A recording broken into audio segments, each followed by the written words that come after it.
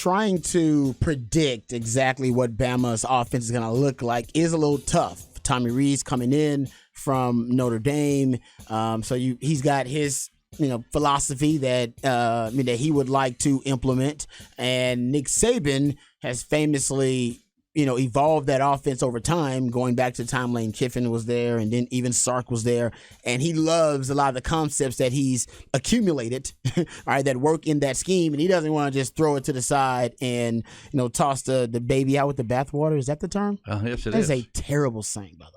Yeah, where did that one come from? Exactly. Well, they used to bathe babies in buckets. Okay, all right, yeah, I get, yeah. So then you throw the water out, and you don't want to throw the baby out with the bath water. Yes, I understand. Well, not buckets, but what are those big tubs, bathtub tins? Yeah. That's where you bathe babies. Can I say one thing before you go deep dive? Yeah, go ahead. On Nick Saban, because we're talking about Dabo Swinney, Mac Brown, and maybe not evolving. Mm-hmm.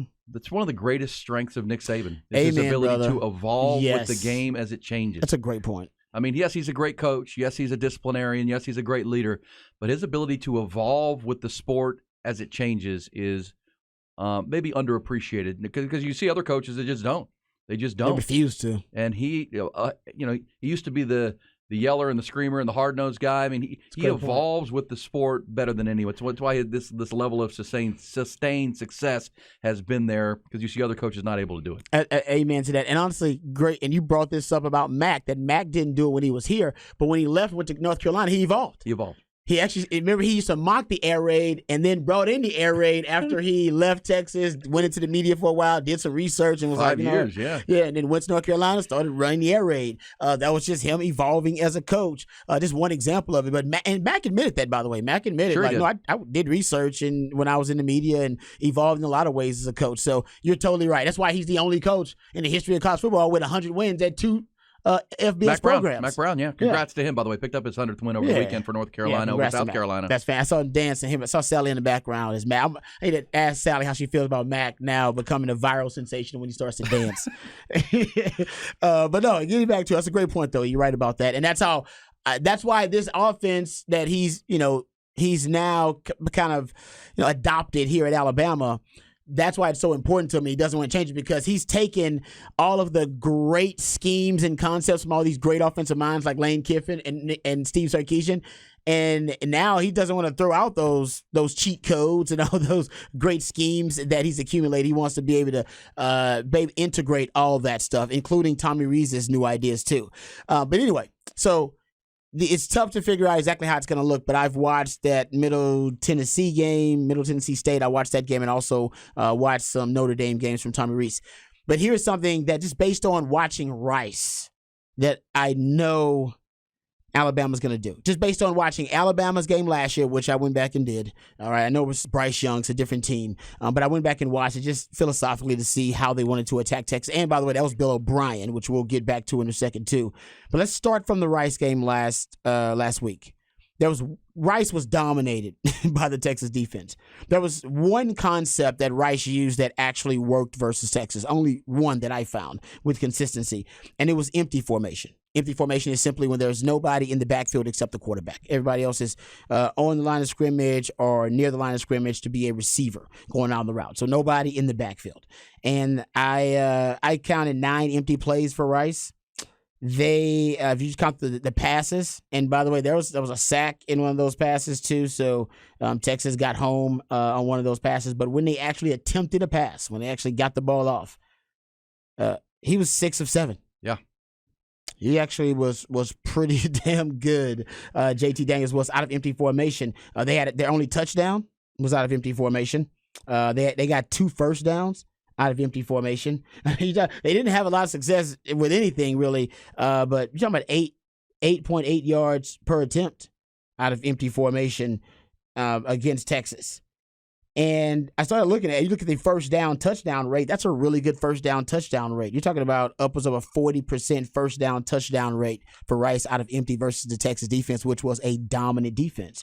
So if you're Alabama and you're looking at what worked versus Texas for Rice, you throw out empty formation. And even more so, I went and looked at Alabama last season with Bryce Young, of course.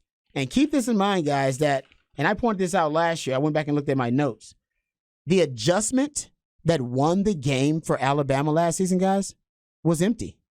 Yeah. It was the one. Remember, in the first half, Alabama had 2 snaps of empty in that game in 2022. All right, and one was an incompletion and one was a 2-yard throw, a 2-yard completion. So they really didn't do anything in the first half. In the second half, Bryce Young went 8 of 8. Yeah, out of empty formation, went 8 of 8 out of empty formation. He had a touchdown. That touchdown came in the second half out of empty formation. He had 2 first downs. He was able to get out of empty formation. It was the adjustment, the single adjustment that Texas could not really, they couldn't defend.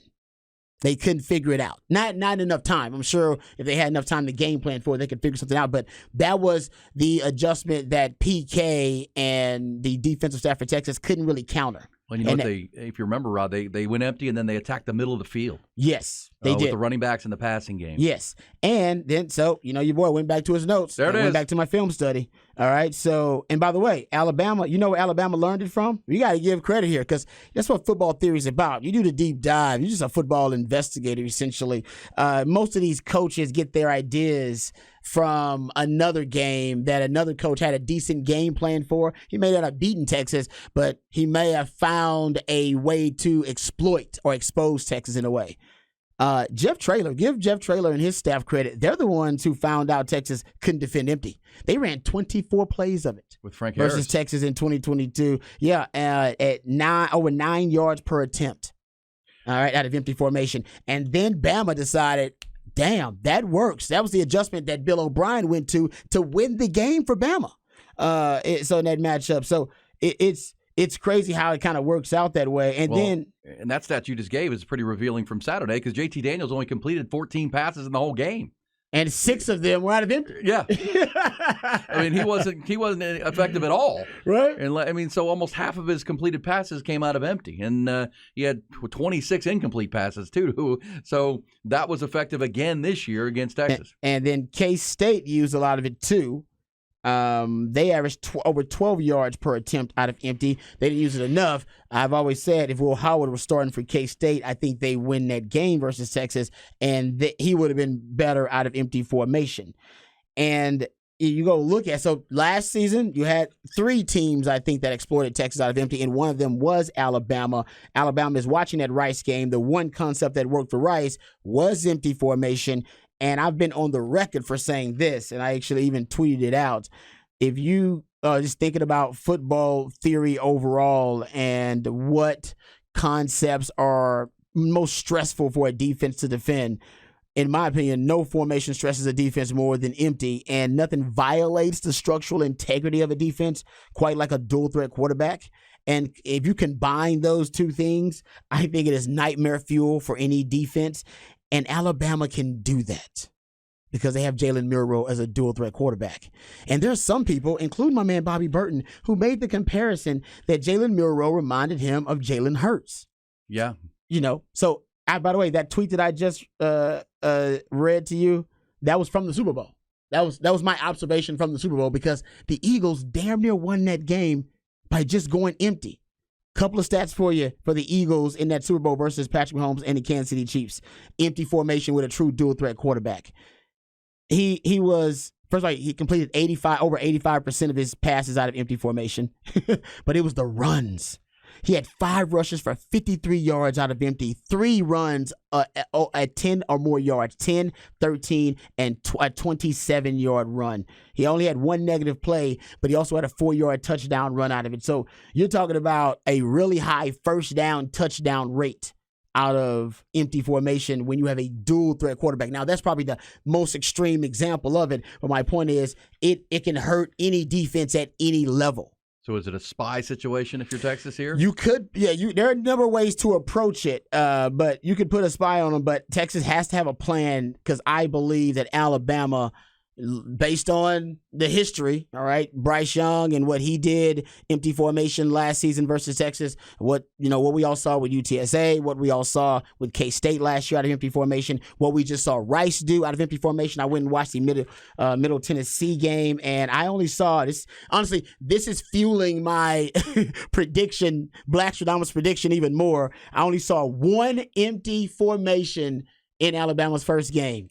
Only one empty formation, which lets people like, oh, well, that means they're not going to run. No, to me, that would say they're going to run it's it like more. the stat you had yesterday that Steve Sarkisian in game one. He had one target to motion, only one target to motion. Yeah. Only one player caught a ball when he was in motion. Yeah. So they're going to be a lot more motion in this game from Texas. Yes, exactly. And a lot more targets to motion. So I just think that is Alabama. They maybe wanted to see it, and it ended up being, I think, a 5-yard reception or something like that. But to me, if you want to beat Texas, one of the ways that I would do it is I'd go empty. If I have to do it to the quarterback, I'd go empty formation, and I'd force Texas to either put a spy on my quarterback, and he better be a damn good spy, because if he ain't, and it's one-on-one in the open field, I still can win. And if you put multiple spies on him, that means everybody else is going to be one-on-one, zero coverage across the board. So that is how I think Alabama's going to attack Texas. So Texas better have a plan for empty formation and how to spy, deploy multiple spies in multiple ways to neutralize Jalen Milroe. Well, I love Bobby Burton's comparison. I've actually made it too. Jalen Milroe to Jalen Hurts. I agree very with similar players. I mean, strong. He's 6'2", he's 220, he's a great runner. Mm-hmm. And remember, Steve Sarkisian has history with Jalen. He recruited Jalen Milroe to Alabama. That's a great. Yes, that's a good point. Remember doing Jalen Milroe from Katy Tompkins.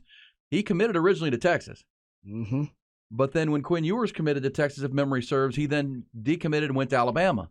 But then, of course, Quinn Ewers decommitted and went to Ohio State. Crazy. And then so it was Steve Sarkisian who was continuing to recruit Jalen after he'd already committed to Texas. And that's how that all fell. And now, of course, after he recruits Jalen Milroe, he takes off, and now he's the head coach of Texas. And he's going to face Jalen Milroe with Quinn Ewers. Funny how it all cycles out with these quarterbacks who grew up going to 7-on-7 camps and Elite 11 camps together. Yeah. Jalen from Houston and, of course, Katy, and Quinn from the Metroplex. So the battle of quarterbacks. And it's fair to say, the quarterback who has the better game, that team's likely to win the game. I mean, last year it was a very even game, 20-19. In the end, Bryce Young outplayed the Texas quarterbacks and made more plays. He did, and he did them out of empty. he did it out of empty formation. Yeah. And back I said, Bama was the one to expose Texas in that way, because after that, UTSA copied it, K-State copied it.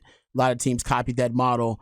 I think they're going to bring it back again. Different coordinator, though, is Bill O'Brien. But remember, it's not Sark's. It's Saban's offense. It is. But being called by Tommy Rees. All right. We will, some great matchups. That's just one of them. We got all week to discuss it, Texas and Alabama. Longhorns do have the all-time record. It surprised a lot of people that even with last year's loss by a point, Texas leads the all-time head-to-head matchup. Texas and Alabama 7-2-1. 7-2-1, Rod. I like that. That is a number, but of course we've given you the number that Nick Saban has only lost 5 games in that building, on that field, in the last 15 years, for crying out loud, 16 years. Mm-hmm. And they're by a grand total of 20 points. So it's an uphill battle without a doubt. You can play your best game there and not win it.